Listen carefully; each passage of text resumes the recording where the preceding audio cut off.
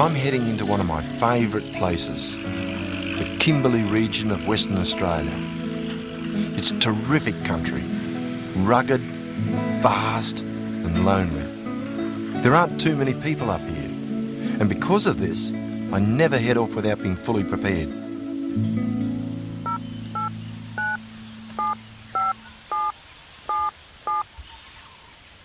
I'm just ringing up to check on that helicopter flight we've got booked next week into the Kookaburra site out in the Tanami.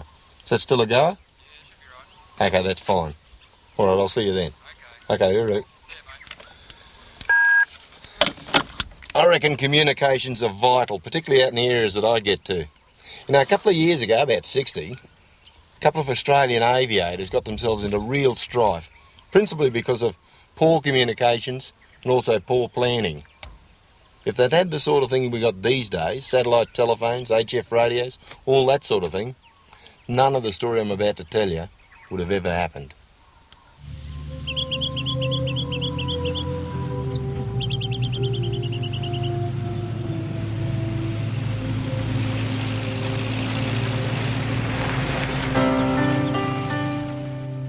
In the late 1920s, Charles Kingsford Smith and Charles Ulm were national heroes. In the famous Southern Cross, they'd established flying records across the Pacific, the Tasman and the Australian continent. After setting up their own airline, they decided to fly to England to buy more aircraft. On the 30th of March 1929, the Southern Cross took off from Sydney with Smithy and Ulm as pilots. Their radio operator was Thomas McWilliams and the navigator was Harold Litchfield.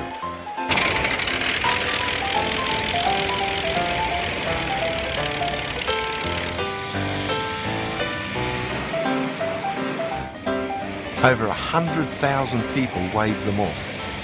It was a pretty big turnout. But in the first hour of flight, an incident occurred that dramatically changed their lives. One of the plane's two aerials fell away.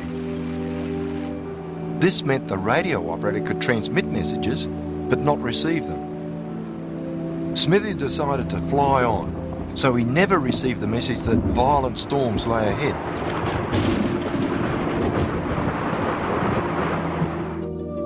Smithy had planned to refuel at Wyndham, but the thunderstorms caused him to lose his direction.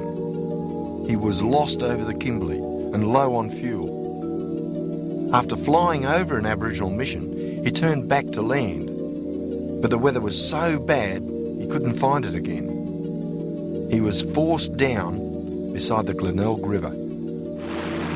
Landing on the mudflat with the Southern Cross was a pretty hairy experience. Got to think about it. Wasn't firm like this one here. Been raining and the whole thing was boggy. And Smithy's bringing it down, and he knows that as soon as he touches down, the aircraft's going to be inclined to flip nose first. So he shoved a couple of the crew back in the tail of the aircraft to weight it down. Brought it down, and sure enough, when it hit the mud, sunk straight in, about that far. Nearly flipped it a couple of times, but he was a really remarkable pilot, and he kept it steady, dragged it right away and pulled it up about that far short of a tree. But of course they're bogged. They can't take off again, and they've got no fuel.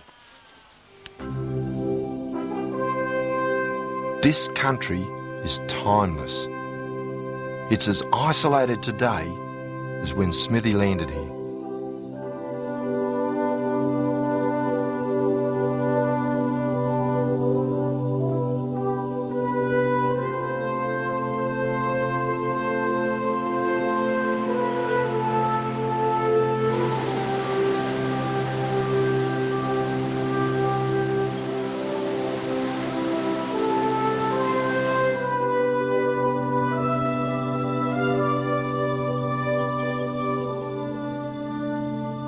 This is where Smithy brought the Southern Cross down, beside the Glenelg River. He didn't have much choice, and anyway, it wouldn't have mattered because the whole of the Kimberley coastline is just like this.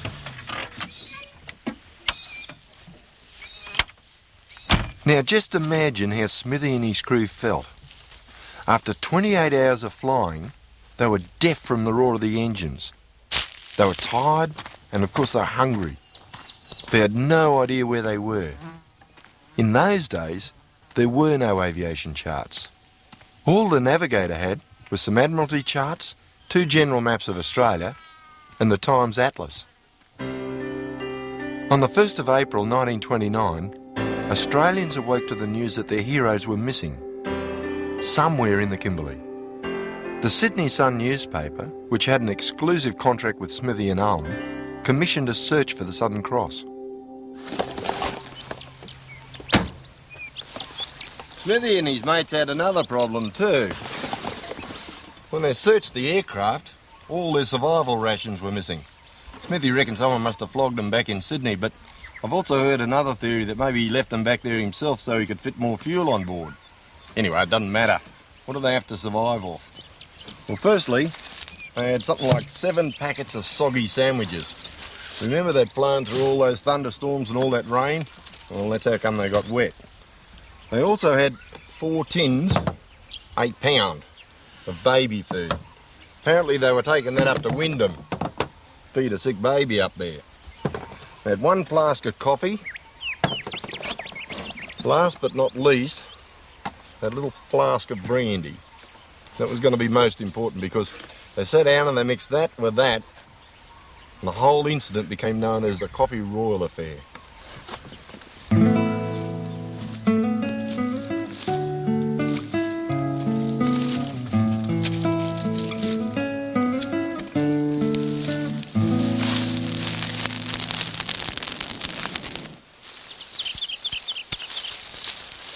The day after they landed here, Litchfield, who was the navigator, got out his sextant and worked out exactly where they were on the ground.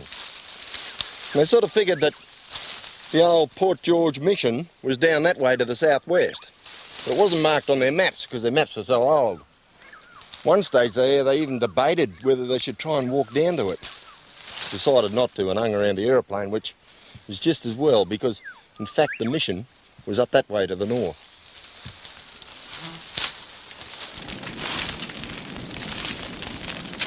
The men thought they'd be rescued within a couple of days, so they lit a signal fire. They didn't burn green leaves the way I'm doing. They put wet grass on the fire. This in turn produced a thick white smoke that Smithy reckoned would be easily spotted by searching aircraft.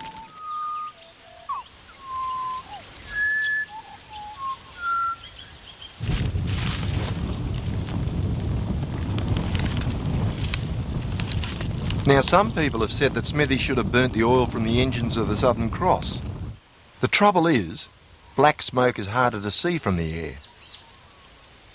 But the best thing of all, I reckon, is one of these things here. It's a signal mirror. Catches the sun and you can flash any aircraft that's flying around searching for you. They're terrific things. Go for miles. Smithy didn't have one of these, but he did have radio equipment. And that was another problem. Remember when they're flying up from Sydney, they've got a transmitter and a receiver, right? And they lose one of the antennas.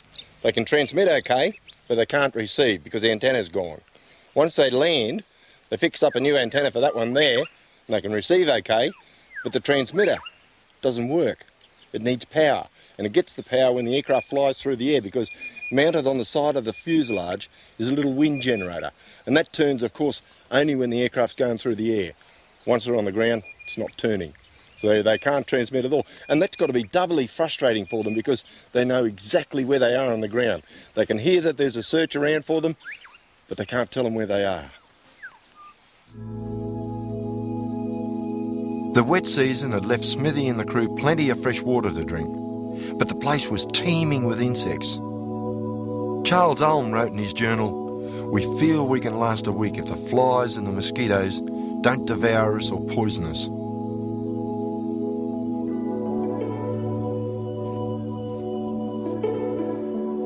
The men headed out across the mudflats, searching for food.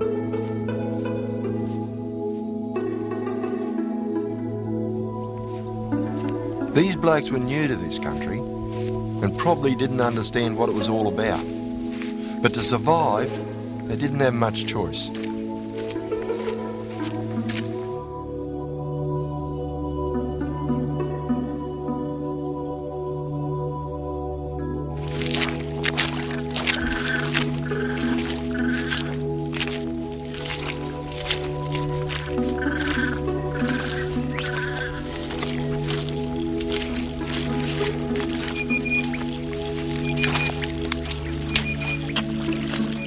I'm amazed at how ill prepared the men were. All they had was some matches, a couple of screwdrivers, a penknife and 2 pistols. They tried to shoot small doves, but they had no luck. They searched for oysters, but found none. All they could do was gather. These are the things that Smithy collected in 80. He called them mud snails, which is a pretty close description. Their real name is Narita, mangrove snail. They're not bad, but personally I reckon there's something better around here.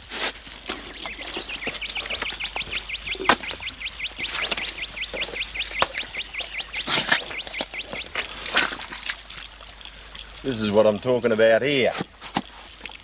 These things here, they're a shellfish called telescopium because they look a bit like a telescope, but I don't know, I reckon they should have called them Ischremus conatus. They're a top feed for fish as well as people. Cook them up, boil them up. Got a little muscle inside. Really nice, and you get quite a bit out of that shell there. Show you later on.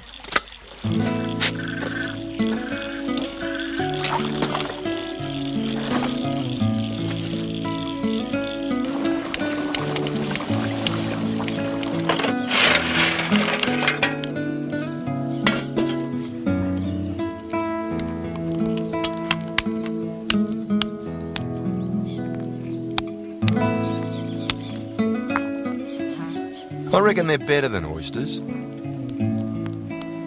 mightn't look great, but they're a top feed.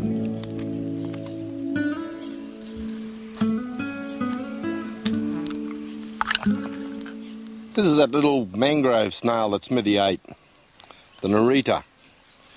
Apparently he wasn't real keen on them. Mind you, he's eating something like 200 a day amongst the whole group of them. And as you can see there, it's only a little bit of a muscle inside. Not much of a feed, but at least you don't have to crack them open the way you do with a telescopium. I'll just read to you what Smithy said in his journal. When people are shipwrecked on a desert island in romances, they manage to find all sorts of nice things growing on trees. They catch beautiful fish, discover that almost every plant and tree bears edible fruits, and generally feast like kings. Unfortunately for us, we had no such luck. I think it's pretty pertinent too.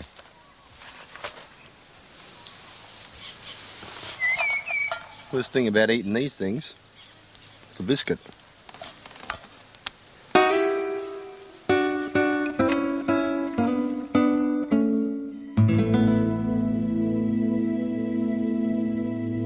By the end of the first week, things were really starting to go bad for Smithy and his crew.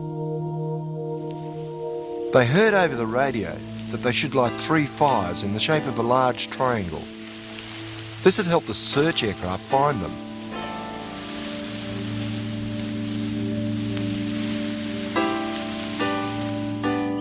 But the timber wouldn't burn, it was too wet. And the men were using more energy than they had, just trying to feed the fires.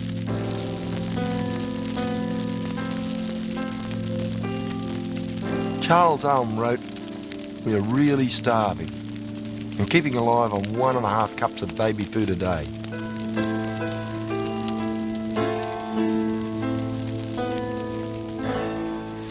If there's one plant that typifies the Kimberley in my mind, it's this thing here. This is one of our native capocs, Cochleospermum it's called. Grows everywhere, punches out these beautiful yellow flowers. Obviously you can eat the petals. They've got a sort of a flowery taste. Wonder why.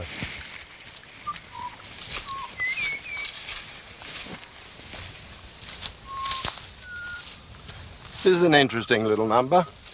Looks a bit like a weed. Grows all over the Kimberleys, all over northern Australia. It's called Gruyere. It produces these brown little berries here. Got a texture a bit like apple strudel. Tastes the same too. Smithy and the mob could have got stuck into this. I suppose when you think about it, apple strudel, coffee royal, all goes together. Meanwhile, the search for the Southern Cross intensified. By the 10th day, 4 aircraft were scouring the Kimberley region. Aboriginals from the church missions to the north and the south of the Glenelg River were out looking for the men. A friend of Smithy's, Keith Anderson, decided to join the search. With his navigator, Bob Hitchcock, Anderson flew his small aircraft, the Kookaburra, from Alice Springs towards the northwest coast. But they were unprepared. Their map was inadequate, their compass was faulty, and the engine was playing up. They were forced down in the Tanami Desert. The next day, the Kookaburra was reported missing. Now searchers were looking for 2 aircraft. While all this was going on, Smithy and the crew weren't exactly sitting around doing nothing. They had to make that generator work. One of the ideas they came up with, in fact I think it was Smithy who came up with it, was to take the generator off the side of the aircraft, take the propeller off, which is normally driven by the wind, and replace it with a little round wooden wheel like this. The concept was to hold it up against the main wheel of the aircraft and spin that, thereby turning that and make the generator generate electricity. First of all, of course, they had to jack out the wheel from the bog that they were in, put it up on rocks. Well, they tried that, and it did work to some extent. But they absolutely had it. They didn't have the energy to keep turning it and turning it and turning it. Not enough to generate the required voltage anyway, that's for sure. Gives you some idea of what was going on down on those mud flats when you read Charles Ulm's journal. He says here, heat, flies, mosquitoes, light fires, pull down trees, pull up grass for smoke, walk for water, eat a few snails, drink some water, listen to radio, turn generator until every ounce of energy is gone, then lie down to be eaten alive by mosquitoes. That is our day. When will it end?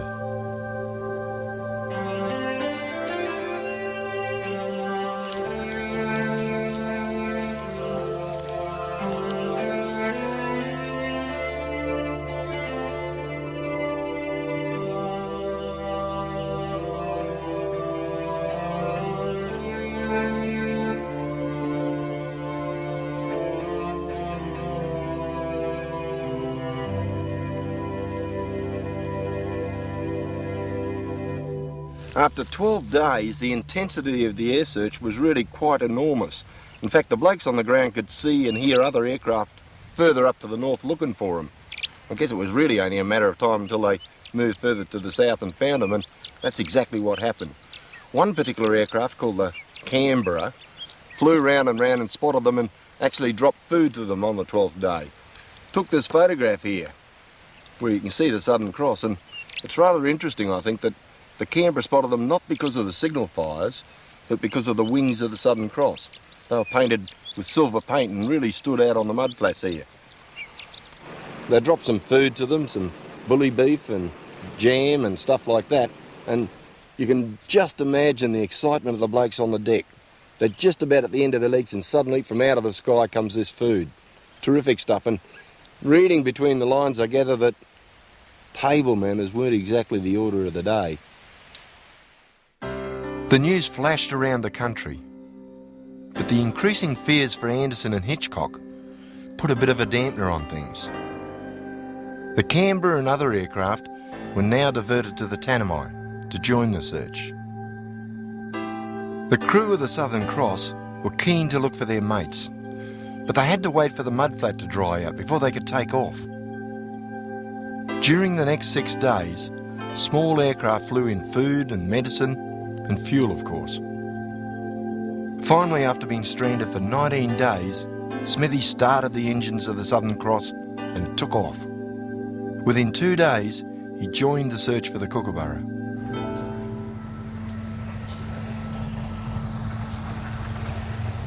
I'm leaving the Kimberley and heading to the Northern Territory, to the area where the Kookaburra went missing.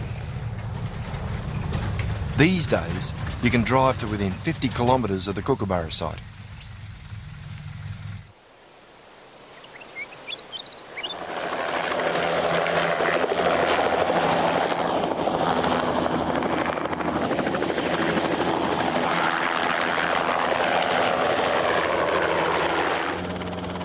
This is the Tanamite Desert, a hot, flat region with very little permanent water. It's pretty isolated. It's not the sort of country I'd like to be forced down in, especially in a fixed-wing aircraft like the Kookaburra, back in 1929.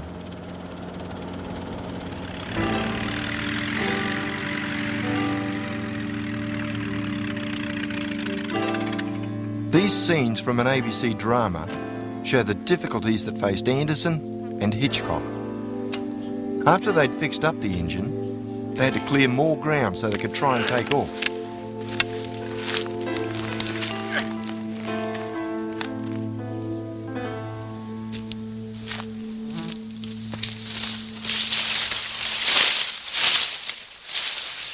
Bushes and trees like this, in this environment, real tough old biddies. They've got to be to survive. If you're going to try and clear them out by pulling them by hand, it's a real recipe for disaster. You see, your body is a bit like a leaking radiator in a motor car. And the harder you work, the more it leaks. So you've got to keep topping it up with water. If you don't do that, you run out. I guess that Hitchcock and Anderson, they're into a survival spiral decline once they started attacking these things by hand.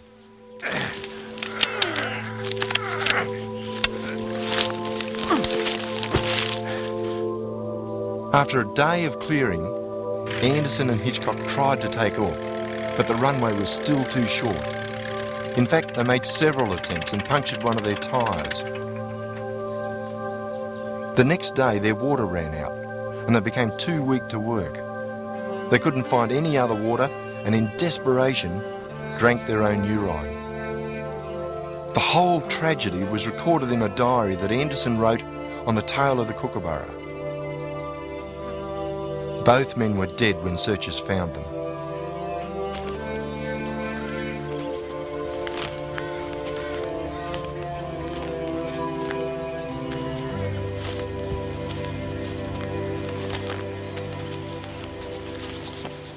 This memorial marks the spot where Hitchcock and Anderson died. Hitchcock was buried back over in Perth and Anderson back in Sydney, but what a desolate place to die in. I guess the big lesson that comes out of this is the fact that both of them were ill prepared. Same with Smithy up there on the coast. Hitchcock and Anderson with the Kookaburra had something like 3 litres of water amongst them. That's all. 3 litres in this country.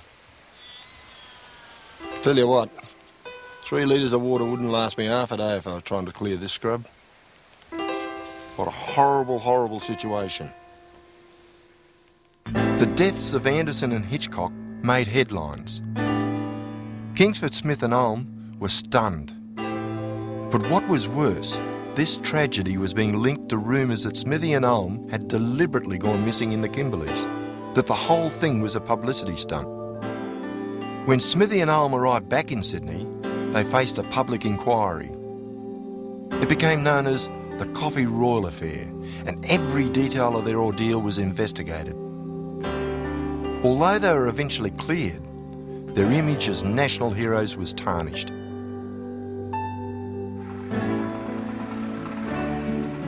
One immediate result of the inquiry was that all pilots had to submit flight plans before they took off. Also, certain parts of the country were designated remote areas, and pilots were permitted to fly over them only when carrying adequate radio equipment. But the most important outcome of this whole affair was the government decision to have proper aeronautical charts made. With these, navigation was no longer a hit and miss affair. Smithy learned a lot of lessons out of that Coffee Royal affair. Next time he went flying, he took a whole bunch of survival gear with him. Well, if you're going to explore this country of ours, and it's really worth exploring, be it by motor car or aeroplane or tin boat or whatever, you've really got to think about survival. What you're getting yourself into, where you're going, what it all means, etc. It's more than just food, water and shelter. Survival is almost a state of mind. You've got to have backup systems for backup systems. You see, it's quite capable, this country of ours, of jumping up and grabbing you, particularly if you take it too cheaply. And generally, it'll do that when you least expect it.